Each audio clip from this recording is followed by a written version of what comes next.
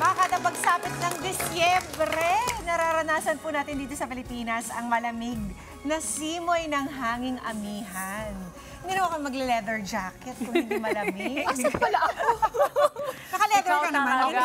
Nakalimutang jacket. Nasaan pala ako? Kasi naman, Emma, noong Nobyembre 19 pa inanunsyo ng Pag-asa na opisyal nang dumating ang panahon ng amihan sa bansa. Sanay kasi ako sa lamig. Afam. Afam eh. Wow, Afam. Lagi na sa lamig. Ang afampangan ay lagi na sa Afampangan, lamig. Kaya diba? kung naghahanap kayo ng pupuntahan ng mga malalamig na lugar, ngayong Disyembre, ito na. Disyembre. Disyembre po. Tutok na kayo mga kada dahil ang mga babanggitin po namin ay listahan ng nagagandahang lugar sa Pilipinas na may malamig na klima ngayong Disyembre. Number 1 sa listahan, syempre, ay ang Baguio. Kilala bilang summer capital of the Philippines, ang Baguio City ay isa sa mga nangungunang destinasyon tuwing Disyembre. Sa pagpatakbo ng Disyembre, mararanasan ang malamig na simoy tuwing umaga at gabi. Minsan nagsi-single digits pa dyan. Correct. Ang temperatura, kaya perpektong panahon ito upang makapamasyal sa mga sikat na atraksyon tulad ng Burnham Park, Mines View, at ang tanyag na Session Road. Dito lang talaga tayo nakakita ng fogginess, di ba? Ganda. Foggy. Kala mo talaga nasa Ibang California bansa. or San Francisco.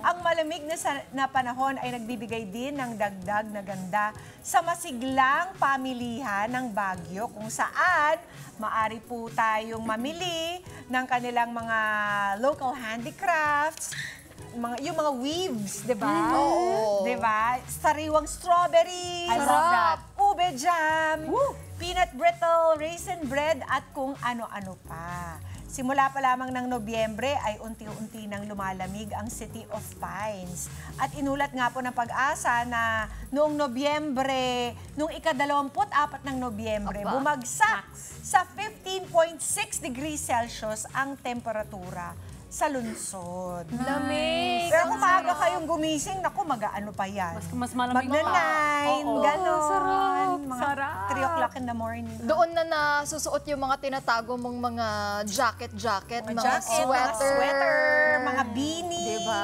Beanies. Beanies. Mga beanies. Doon na nagagamit yung mga ganyan. Pero ang sarap din talaga magstay dyan. Parang Tsaka road trip lang kailangan natin kung tayo yung taga Luzon, di ba? lapit lang yan sa Pampanga. Ilang oras lang. Ilang kembot na lang. Ilang kembot at tumbling nasa Baguio.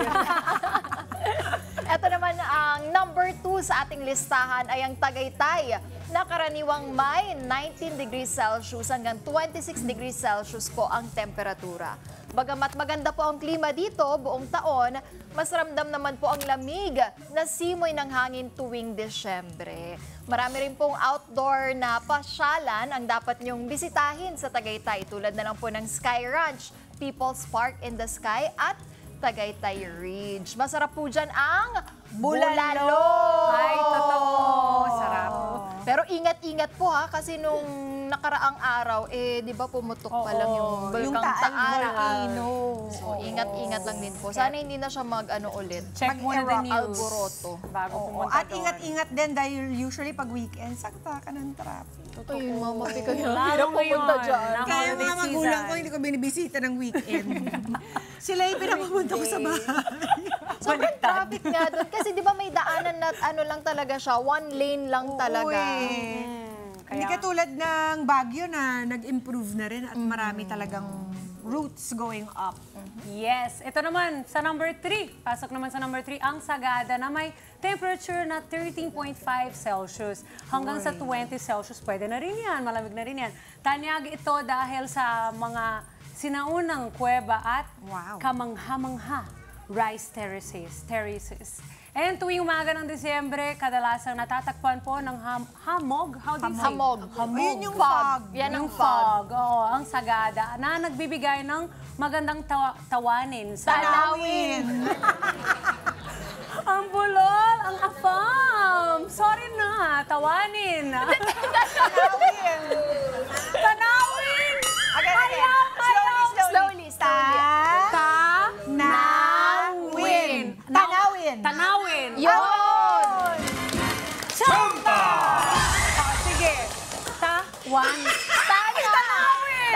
kabundukan, palayan at kagubatan na inaabangan po ng mga photographer. Muntik ako nawala dyan. Nakapunta na ba kayo dyan? Hindi Sa Sagada, pa. not yet. Pero alam Ako ko din, yung di journey pa. sa Sagada Malayo-layo eh. is part of the trip. Yes, Kasi sabi nga nila. adventurous kayo, ayun, talagang Gaano kalayo? I'm not sure adventurous din ang 6 pagpunta hours, 6 hours from Baguio City papuntang Sagada. Kaya ang iba, ginagawa nila, nagva-van na lang or bus kesa magdala ng sariling sasakyan. Kasi mas na-enjoy nila yung view. Plano ko dapat dalhin dyan sila mama, kaya lang parang sabi sa akin, lakaran daw yata ang Sagada. Eh baka hindi kaya ng mga senior. Pero gusto ko makita nila at maramdaman yung lamig kasi malamig talaga dyan. I have never been. Baka, ano din dyan eh, parang 9 degrees Celsius, umaabot din ng ganun yung temperatura nila. O, di isama na rin natin sa listahan ang Banawe na may average na temperature na 19 degrees Celsius hanggang 26 degrees Celsius. Tiyak kong may enjoy po ninyo ang mala postcard na tanawin. Tanawin. Tanawin. Tanawin. Very good! Tanawin! Hindi na kita makalimutan tawan. Okay, mamaya ulit. Manood na lang ako, manood. Oo nga eh, itawan nyo na lang ako kasi nga, tanawin. Ba yan? Sorry na nga. Ayan, kaya, yan, malamig din ang mga umaga dyan. Saya. At kapag ang tawag dyan, tulala trip. Kasi wala kayong gagawin kung hindi tumulala. Ma-amaze sa lugar. Sa ganda ng Tanawin. Tanawin. Ayoko na, tanawin. Tanawin. Kasi naman, kilala po ang lugar sa Banawe Rice Terraces na itinuturing na isa sa UNESCO World Heritage Sites. Maaari rin pong mag-trekking, mag-tour habang natututo tungkol sa kultura ng mga Ifugao. Nice. Ang ganda. Nakakita na ako ng rice terraces sa may Canlaon nung nagpunta ako sa Canlaon. Meron Ang din ganda. sila, no? Ma-amaze ka. Pero na-try ko maglakad doon sa Pilapil po Pilapil. ba yung tawag doon? Yes. Pilapil.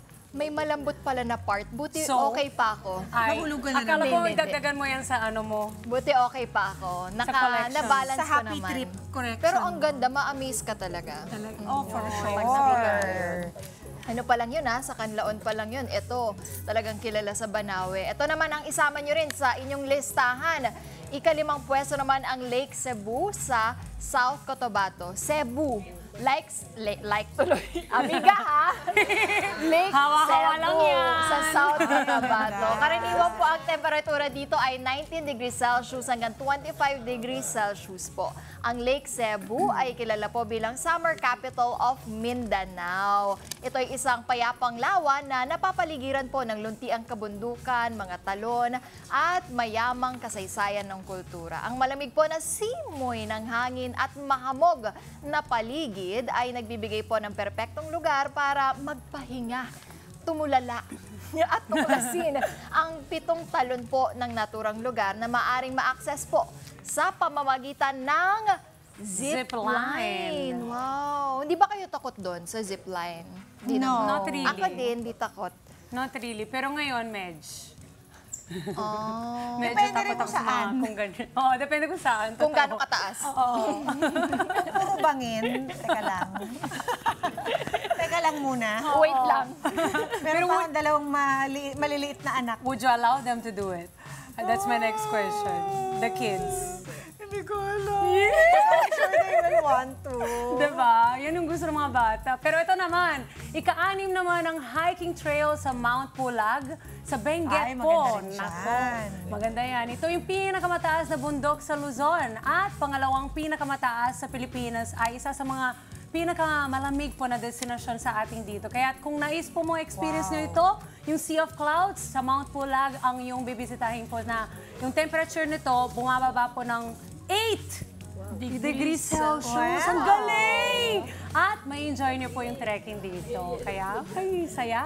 Grabe, siguro yung parang hindi mo na kayang galawin yung kamay mo sa lamig. Di ba may ganon? Kung kailangan mo na ng gloves. Gloves.